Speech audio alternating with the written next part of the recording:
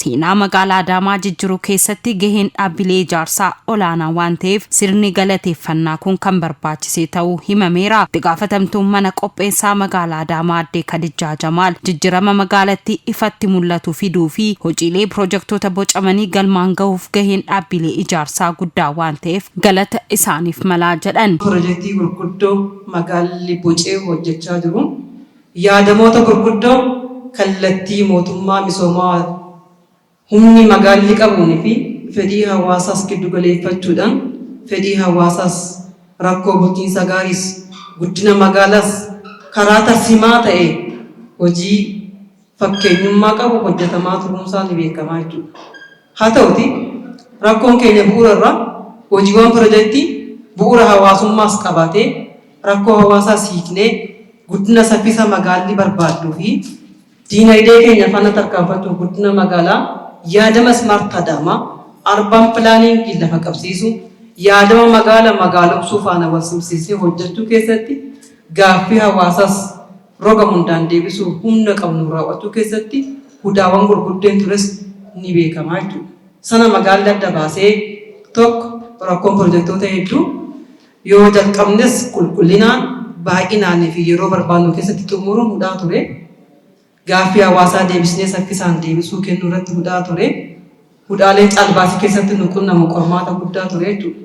Piroojektonni hojjetaman furtuu gaaffii hawaasaa ta'anii akka xumuraman hojiin hojjetamaa ture kan akka laayyootti ilaalamuu miti kan jedhan Aadde Kadijaan ammas hojiileen hafan hedduu waan ta'eef qindoominni jiru ammas itti fufuu akka qabu dhaamsa dabarsan. Odoo investimentii guruupii qabaachuu baannee ijaarrachuu baannee hojiin fakkeenyummaa piroojektota gurguddoo amma hojjenneetti milkeessine raawwachuus miti caalbaasii gaggeessinee xumuruu biratti dhiyaachuu hin dandeenyu waan ta'eef.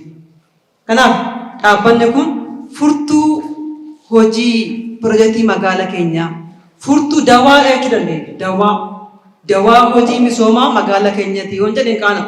Kanaaf dhaabbata investimentii guruupii qulqullinaan baay'inaan gahumsaan yaadama ol'aanaa hoggansi keenya fide diizaayinii qophaa'e faanatti kenname lafa qabsiisee eeguu keessatti karaa of eeggannoo qabu hirmaachisummaa kontiraateroota hojii fakkeenyummaa qabus adda baasee xalaluu irratti gaheensaa olaanaadha.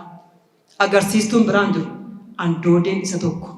Kantiibaan bulchiinsa magaalattii obbo Haayiluu Jaldee galma badhaadhinaa hunda galeessa milkeessuuf hojiilee hedduu hojjetamaa tureera. Kun immoo kaleessa keenyarraa barannee galmoota misooma magaalaa irratti akka hojjennu nu deeggareera jedhan. Galmi keenya badhaadhina hunda galeessa ta'e dhugoomsudha. Isaafis mootummaan keenya yaadamoota haaraa maddisiisee magaalonni giddugala jijjiiramaa akka ta'an, magaalonni giddugala qaroominaa akka ta'an, giddugala jiruuf jireenyi uummataa keessatti fooyya'aa deemu, ogummaan keessatti babal'achaa deemu, sirni oomishaa fi daldalaa keessatti ammayyoomaa deemu akka ta'u kallattii kaa'uudhaan hojjechaa ture jira. Hojjechuu irrattis argama. Akka waliigalaattis yaadamoota hunda kana hojiitti hiikuuf yaada guddaa tokko qaba. Innis ida'amuudha. Ida'amuun midhuu kaleessaa oolmaa har'aaf galaa egeree haala ittiin xiinxalu qaba. Kaleessa irraa waan barannu barannee har'aaf deebii kennuuf ida'amuu qabnaa jedhu qaba. Baay'ina ariitii fi qulqullina safartuu hojii taasisuun keenyaa fi ijaarsi piroojeektii qe'ee andoodee ilaalcha hin danda'amu jedhu kan cabse ta'uusaa kantiibaa Haayiluun himaniiru. Galmoota keenya milkeessuuf dhiisuu keenya safartuulee sadii gurguddoo qaba. Safartuun inni tokko baay'ina. Waan hojjennu waan xiqqoo hojjennee dhibbeentaa hedduun dhufuu danda'a. Isaa ol baay'ina guddaa. Sababiin isaa nuti warra guddaadha. Nuti biyya guddaadha. Akka sabaattis saba guddaadha. Akka magaalattis magaala guddaadha. Kanarraa ka'ee qabeenyanis qabeenya guddaa qaba. Hiyyeessaa miti. Nuti dureessa. Yaada yoo hiyyoomne irratti. Kanaaf baay'inni safartuu hojii keenyati. Safartuun inni lammaffaan hojii keenya yeroo kamuu ilaallu ariitidha. Akkuma beektan kanaan dura seenaan piroojeektii biyya kanaa kanuma beektan jechuudha. Kontiraaktaroonni ariitiin hojjetanii raawwachuudha. Safartuun inni lammaffaan ariitidha jechuudha. Ariitii. Sababiin isaa hiyyummaa keessa jira. Sababiin isaa doofummaa keessa jira. Inni sadaffaan qulqullina. Qulqullinaan safarra hojii keenya. Qulqullinni tokkoffaa harka qulqulluu irraa ka'a. Harka qulqulluu, waajjira qulqulluu,